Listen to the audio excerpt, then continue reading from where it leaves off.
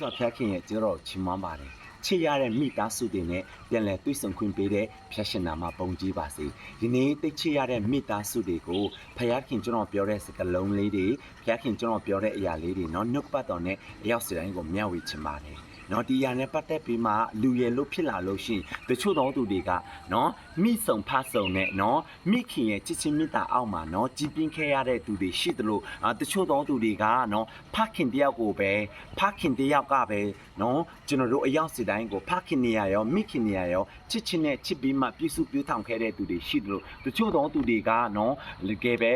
မိခင်ကပဲနော်ဖခင်လို့ရောမိခင်လို့ရောချစ်ချင်းမေတ္တာနဲ့နော်ကျွန်တော်တို့ကိုကြည်ရှုပြုစုဆောင်ရှောက်ခဲ့တဲ့သူတွေရှိတယ်တချို့သောသူတွေကတော့နော်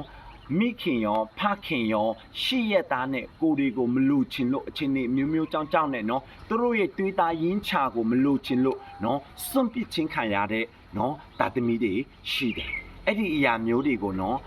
ကျွန်တော်ဒီနေ့ဒီလူတွေအတွက်နော်မိဘမရှိတဲ့သူတွေအတွက်မိဘရှိရတာနဲ့မလို့ချင်လို့မိဘရှိရတာနဲ့အခြေအနေအမျိုးမျိုးကြောင့်နဲ့အများနော်စွန့်ပစ်ချင်းခံနေရတဲ့နော်သူတွေအတွက်အရောက်စီတိုင်းကိုနှုတ်ကပတ်တော့ကျွန်တော်ယူဆောင်လာတာဖြစ်တယ်။ဘာပဲဆိုလို့ရှိရင်ကျွန်တော်တို့ဘက်မှာ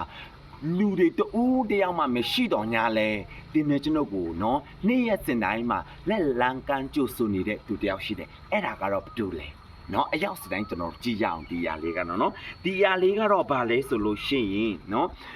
29ကြိမ်မြောက်သောစာလအငယ်30 29ကြိမ်မြောက်သောစာလအငယ်30ကိုမိဘတို့ဒီအကျွန်ုပ်ကိုစွန့်တော်လဲသာရဖရာဒီအကျွန်ုပ်ကိုချီယူတော်မူမည်ဟာလေလုယာကိုမိဘတို့ဒီအကျွန်ုပ်ကိုစွန့်တော်လဲသာရဖရာဒီကျွန်ုပ်ကိုချီယူတော်မူပြီးယနေ့သိချရတဲ့မိသားစုတွေတင်းဒီဘလို့မျိုးအခြေအနေမျိုးကနေကြီးပြင်းလာခဲ့လဲဆိုတာကျွန်တော်မသိပါဘူးဒါပေမဲ့တင်းဒီဘလို့အခြေအနေမျိုးအချိန်ခါမျိုးကနေပဲကြီးပြင်းလာစေကမူဘလို့အခက်ခဲပြဿနာမျိုးတွေနဲ့တင်းရင်ဆိုင်ပြီးမှကြော်ဖြတ်ရကစေကမူဖယားရှင်ကတင်းနေကျွန်တော်ကိုနေ့ရက်စင်တိုင်းမှာသူ့ရဲ့မေတ္တာကြိုးတွေနဲ့ဆွဲခေါ်နေတယ်ဆိုတာကိုကျွန်တော်မှချင်တယ်။ဘာလဲဆိုရင်ကျွန်တော်ရဲ့ဗီဒီယိုကိုကြည့်နေတဲ့မိသားစုတူတယောက်စင်တိုင်းကတင်ဒီယေရှုခရစ်တော်ဘုရားကိုမိမိအသက်ခင်ကယ်တင်ပါရှင်ဖြစ်လက်ခံယုံကြည်ထားတဲ့သူဖြစ်ကောင်းဖြစ်မယ်။ယေရှုခရစ်တော်ဘုရားရဲ့အကြောင်းကိုတစ်ခေါက်မှတစ်ချိန်မှမကြားဘူးတဲ့သူလည်းဖြစ်ကောင်းဖြစ်နိုင်တယ်။ဒါပေမဲ့တင်းဒီဘလို့အခြေအနေမျိုးဘလို့အဆင့်တန်းမျိုးပဲရှိနေပါစေတင်းရဲ့စိတ်ထဲမှာတင်းရဲ့မိဘတွေကိုမကျေနပ်ခြင်းတွေပဲများနေပါစေတင်းနဲ့ကျွန်ုပ်ရဲ့မိဘကတင်းနဲ့ကျွန်ုပ်ကိုစွန့်သွားတော့လဲ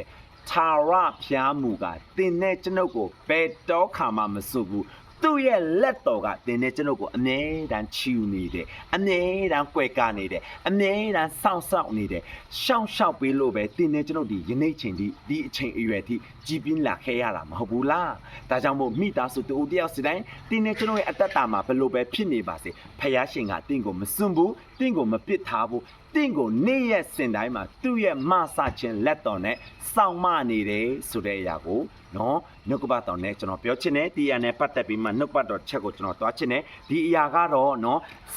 10ကြိမ်မြောက်သောဆာလံအငယ်14ခခွေပိုက်မှာ10ကြိမ်မြောက်သောဆာလံအငယ်14ခခွေပိုက်မှာကိုတော်ဒီမိဘမရှိတော့သူတို့ဤခိုလုံရာဖြစ်တော်မူ၏နောက်ချိန်ပြန်ဖတ်ခြင်းမတဲ့ကိုတော်ဒီမိဘမရှိတော့သူတို့ဤခိုလုံရာဖြစ်တော်မူ၏ဖျက်ရှင်နာမဘုံကြီးပါစေတင်းရဲ့အချိန်ခါတွေဘလို့ပဲဖြစ်နေပါစေတင်းရဲ့မိဘတွေတင်းကိုမလို့ချင်လို့အချိန်အခါဖြတ်စည်းနေပါစေဖယားရှင်ရဲ့မဆာခြင်းလက်တော်ကတင်းရဲ့ဘက်မှာတရားရခိုင်နှုန်းရှိတယ်ဆိုတဲ့အရာကိုကျွန်တော်ပြောချင်တယ်မိသားစုအယောက်စီတိုင်းရဲ့အတ္တတာမှာတင်းနဲ့ကျွန်တော်ဒီဘလို့ဘဝမျိုးဘလို့အချိန်တွေဘလို့ခက်ရုန်းကန်ပြီးမှသူများရဲ့ဇသွေးကျွေးချင်းသူများရဲ့ဆဲဆုံချင်းသူများရဲ့ကဲ့ရဲ့ချင်းပေါ်မှာတင်းဒီဘလို့ပဲကြီးပြင်းလာပါစေဖယားရှင်ကမိဘမရှိတဲ့သူအယောက်စီတိုင်းရဲ့ခိုလုံရာဖြစ်တယ်ဒါကြောင့်မို့ကျွန်တော်ရဲ့ဗီဒီယိုကိုကြည့်နေတဲ့တာမီညီကိုမအယောက်စီတိုင်းတင်းဒီလောကမှာမိဘမရှိပေမဲ့ကောင်းကင်မှာတင်းနဲ့ကျွန်တော်ကိုတိတ်ချစ်ပြီးမှဖန်ဆင်းထားတဲ့ထာဝရဖာရှိသေးတယ်ဖယားရှင်ကိုတင်ခေါ်ကြည့်ပါခေါ်လို့ရှိရင်ကျွန်တော်နဲ့နော်ရှေ့ကဗီဒီယိုတွေဖယားရှင်ကဘလို့ဖျားမျိုးလဲသူ့ရဲ့မေတ္တာကဘလို့တည်နေတာလဲစသဖြင့်ကျွန်တော်ပြောထားတယ်ဒါကြောင့်မို့မိသားစုတူတယောက်စီတိုင်းတည့်ရဲ့ဘေးနားမှာဘယ်သူမှမရှိပါစေဖယားရှင်ကအမြဲတမ်းတင်းနေကျွန်တော်ဘေးနားမှာအမြဲတမ်းထာဝရတည်ရှိနေတာဖြစ်တယ်အဲ့ဒီမိဘမရှိတဲ့သူတွေက ဖယားရှင်ကိုခေါ်လို့ရှင်ဖယားရှင်ကသူ့ရဲ့ဘက်ကနေဘလို့တုံ့ပြန်ပေးမလဲဆိုတဲ့ရောက်ဖယားရှင်ကဂတိတစ်ခုပေးထားတယ်ဒီဂတိကတော့ဘာဖြစ်မလဲဆိုလို့ရှင်ကျွန်တော်တို့တမန်ကျမ်းစာနဲ့ပြန်ကြည့်ရအောင်နော်ဒီအရာလေးကတော့ဘာလဲဆိုလို့ရှင်60ကြိမ်မြောက်သောဆန်လာအငယ်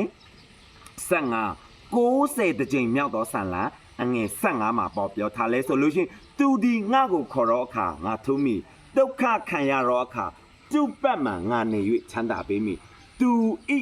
ဘုံကိုလည်းထင်ရှားစေမိနောက်တော့ပြန်ပတ်ခြင်းတဲ့သူဒီငါ့ကိုခေါ်တော့အခါငါထုံးမိဒုက္ခခံရတော့အခါသူ့ပတ်မှငါနေ၍ချမ်းသာပေးမိ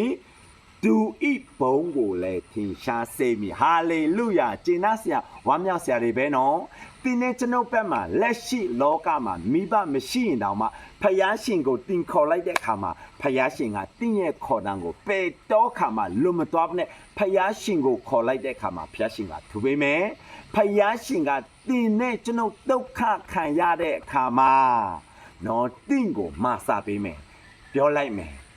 မိသားစုတူတယောက်ရောက်စီတိုင်းကျွန်တော်လည်းမိဘမရှိတော့ပါဘူးကျွန်တော်စီမှာမိဘမရှိတော့ပါဘူးကျွန်တော်ဟာကျွန်တော်ရဲ့ဘက်မှာအမြဲတမ်းရက်တီပေးနေတာကလူမဟုတ်ပါဘူးကျွန်တော်ရဲ့ဘက်မှာအမြဲတမ်းရက်တီပေးနေတာကဖျားပဲဖျားရှင်နာမပုံကြီးပါစေဒါကြောင့်မို့မိသားစုတူတယောက်စီတိုင်းမိဘမရှိရင်လည်းစိတ်တမကြနဲ့လောကမှာမိဘမရှိရင်တောင်မှကောင်းကင်ကနေခြာရအဖကဒီနေ့ကျွန်တော်ကိုအမြဲတမ်းလက်ကမ်းကြိုဆိုနေတယ်သူ့ကိုခေါ်ဖို့သူ့ကိုအားကိုးဖို့ရန်အတွက်သူ့ရဲ့မဆာချင်းလက်တော်ကတင်းနေကျွန်တော်ပေါ်မှာအမြဲတမ်းအုပ်မိုးပေးနေတယ်ဒါကြောင့်မို့မိသားစုတူတယောက်စီတိုင်းတင်းဒီဘလို့အခြေအနေပဲရှိနေပါစေအသက်ရှင်တဲ့ဖခင်ကတင့်ပတ်မှာတင့်ပေးနာမှာတင်းရဲ့ခေါ်တံကိုအမြဲတမ်းစောင့်မျှော်ပြီးမှလက်ကမ်းကြိုဆိုနေတယ်ဆိုတဲ့ဒီနှုတ်ကပတ်တော်လေးနဲ့ကျွန်တော်မျှဝေချင်ပါတယ်ကျွန်တော်ရဲ့နှုတ်ကပတ်တော်ကိုကြည်ချင်အဖြစ်နော်ခွန်အားရတယ်ခွန်အားဖြစ်တယ်တစုံတစ်ခုတော့တိုးတိချင်းခံစားရတယ်ဆိုရင်ကျွန်တော်ရဲ့ YouTube account ကို subscribe like and share comment လေးရေးပေးစီချင်လို့ပါတယ်ဘာဖြစ်လို့အဲ့လိုတောင်းဆိုရတယ်လဲဆိုနေ့ရက်စင်တိုင်းမှာဒီ YouTube account ကနေနော်ဒီ YouTube account ကနေကျွန်တော်ကဖျားခင်ကျွန်တော်ကိုပြောတဲ့စကားနားလည်စေတဲ့နှုတ်ကပတ်တော်ကိုကျွန်တော်ကနေ့ရက်စင်တိုင်းမှာတင်ပြမျှဝေပေးနေမှာဖြစ်တဲ့အကြောင်းဖို့ဒီအရာလေးကျွန်တော်ပြောချင်ပါတယ်ကျွန်တော်ရဲ့နှုတ်ကပတ်တော်ကိုနော်စိတ်ရှိရှိနဲ့အားလုံးနားထောင်ပေးတဲ့အတွက်ယေရှုတင်တဲ့ဖျားခင်စီကနေမဆာခြင်းအထူးခံစားရတဲ့သူတွေဖြစ်ပါစေ